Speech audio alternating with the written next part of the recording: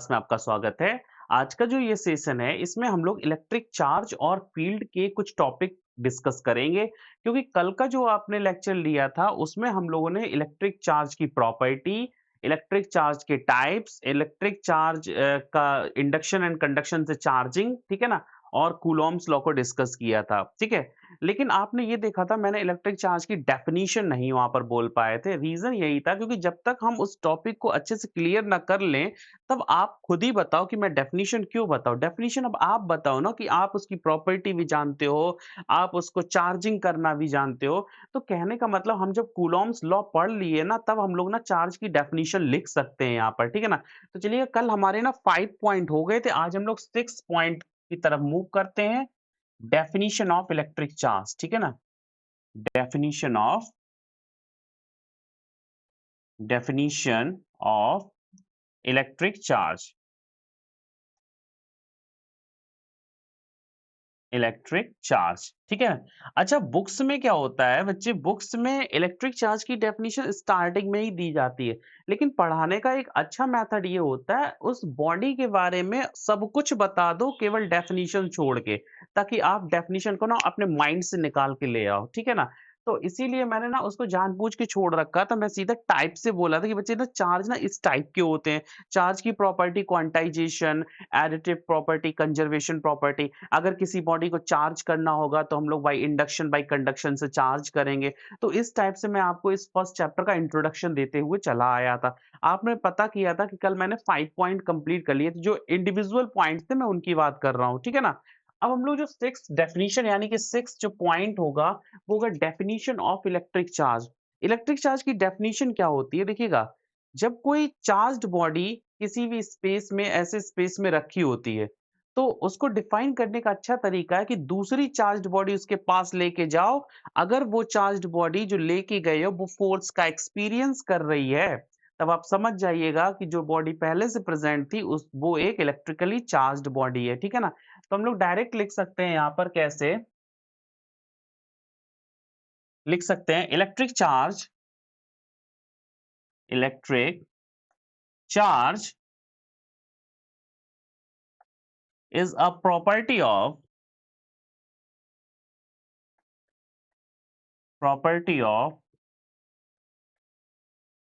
a body due to which due to which another charged body another charged body experiences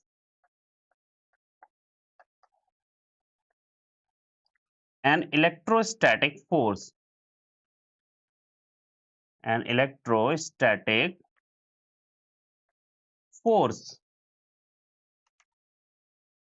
ठीक है ना? ये थी आपकी डेफिनिशन। क्योंकि हमने देखा था ना कि कल भी हम जब कूलॉम्स लॉ लेके आए थे, तो ये सपोज एक चार्ज बॉडी पॉइंट चार्ज ले लो तो ज्यादा अच्छा है। ये एक पॉइंट चार्ज था Q, और इसके पास में कोई दूसरी चार्ज बॉडी लेके आए थे, कौन सी? Q नॉट, ठीक है? अब इनके बीच में अगर डिस्टेंस r थी, तब एक फोर्स हमने निकाला था 1/4 pi epsilon not q q not upon r square, और इसका वेक्टर रिप्रेजेंटेशन भी किया था, कल की हेडिंग में vector form of Coulomb's law भी किया था, ठीक है ना? तो ये जो फोर्स लगेगा ना, इसी वजह से इसकी एक प्रॉपर्टी बना देंगे, इलेक्ट्रिक प्रॉपर्टी क्या बोल देंगे? Electric charge is a property of a body due to which another charged body experiences an electrostatic force, ठीक है? When it is placed near to it, ठीक है ना? इसकी वजह से कोई दूसरी बॉडी आपका क्या एक्सपीरियंस करती है? फोर्स एक्सपीरियंस करती है जब वो उसके पास में प्लेस कर दी जाती है। आप लिख दो कॉमा करके, when it is placed near to it, okay? ऐसे करके लिख लो। तो ये आपकी डेफिनिशन यहाँ पर पता लगी, जब हम सारी बातें पढ़ आए तब जाके हमने चार्ज की डेफिनिशन बनाई, ओके? अब हम लोग एक और पॉइंट कर लेते हैं। सॉरी, ये 6 क्यों होगा? कल हमारे 4 पॉइंट हुए थे ना, इसको 5 कर लो, ठीक है ना? इसको याद रखना जरा, हम लोग पॉइंट क्यों भूल रहे हैं। अच्छा ऐसा करते हैं, पॉइंट का लफड़ा ही नहीं रखेंगे, ठीक है? क्योंकि हमें याद आ रहा है 5 पॉइंट थे, ठीक है? 4 पॉइंट थे, इसको 5 कर ले रहे हैं।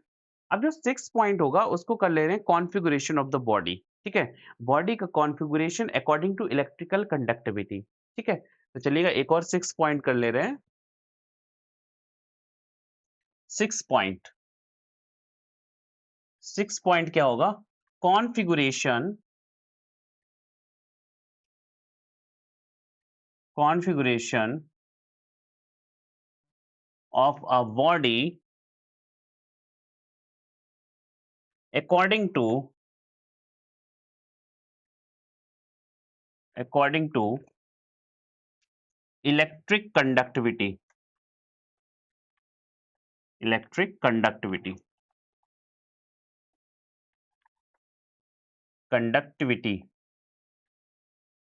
ठीक है?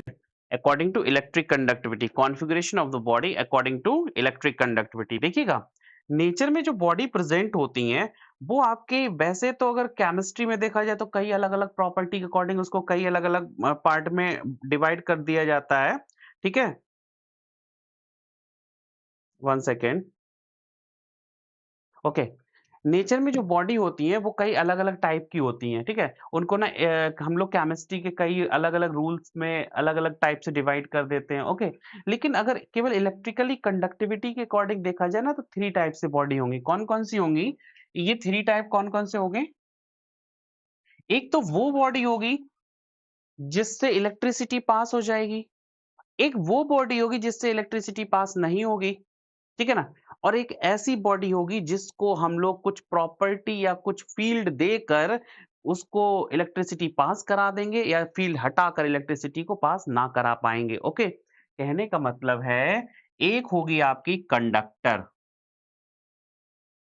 और ये ऐसी बॉडी होती है जिससे इलेक्ट्रिसिटी ईज़िली से पास हो जाती है। एक होता है आपका इंसुलेटर, ठीक है?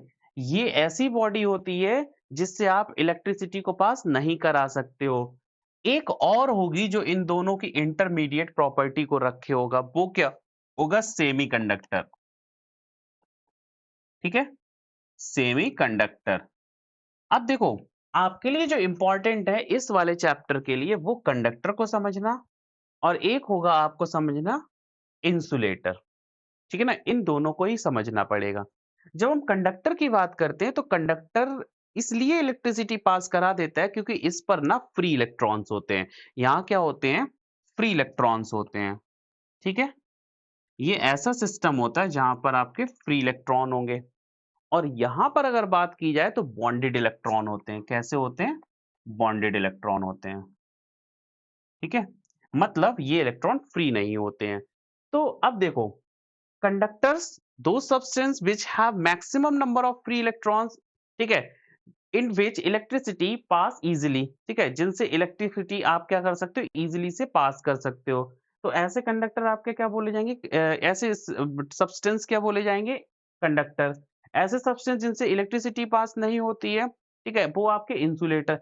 लेकिन सेमीकंडक्टर क्या होगा? कम पास हो इलेक्ट्रिसिटी? नहीं बच्चे, सेमीकंडक्टर ऐसे सब्सटेंस होते हैं जिसमें अगर आप एक्सटर्नल फील्ड लगा दो, उनके पास कोई अंदर फील्ड लगा दो उनके किसी एक्सटर्नल सोर्स से, तो ये आपके कंडक्टर की तरह बिहेव करने लगते हैं और वही इलेक्ट्रिक फील्ड आप हटा लो तो ये आपके कैसे बिहेव करने लगते हैं? इंसुलेटर की तरह बिहेव करने लगते हैं। तो ये चीज़ आपको ध्यान रखनी पड़ेगी कब इनको कब सेमीकंडक्टर को कंडक्टर बनाना है, कब इंसुलेटर बनाना है। ये पूरा का पूरा डेटा हम इस पूरी फिजिक्स में लास्ट में पढ़ेंगे जाके क्योंकि वहाँ आपका चैप्टर ही है सेमीकंडक्टिंग डिवाइसिंग, ठीक है ना? या सेमीकंडक्टर डिवाइसिंग आपके चैप्टर ही है पूरा का पूरा, ठीक है? तो कंडक्टर आपको समझना होगा, फ्री इलेक्ट्रॉन्स होके इलेक्ट्रिसिटी ईज़िली पास हो जाती है। इंसुलेटर आपके फ्री इलेक्ट्रॉन्स नहीं होते हैं, देखिएगा। कंडक्टर की अगर एक और प्रॉपर्टी देखी जाए तो एक प्रॉपर्टी ये भी होती है कि इनकी थर्मल कंडक्टिविटी अभी हाई होती है।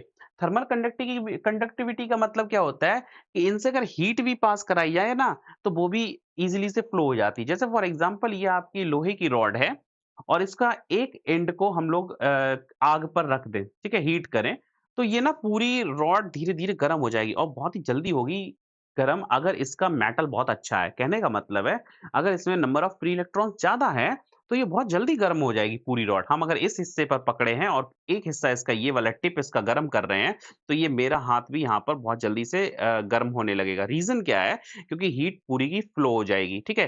क्योंकि इसमें फ्री इलेक्ट्रॉन्स ज़्यादा हैं। लेकिन अगर मैं इंसुलेटर ले लूँ, सपोज़ लकड़ी ले लूँ, तो लकड़ी को एक साइड अगर गर्म करने लग जाऊँ, तो यहाँ पर मुझे हीट का महसूस नहीं होगा, बहुत कम होगा।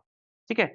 तो कंडक्टर, इंसुलेटर इनको समझना आसान है क्योंकि ये आपके इलेक्ट्रिक चार्ज की वजह से ही है सॉरी इलेक्ट्रॉन की वजह से ही है, फ्री इलेक्ट्रॉन्स की वजह से ही है, ठीक है ना?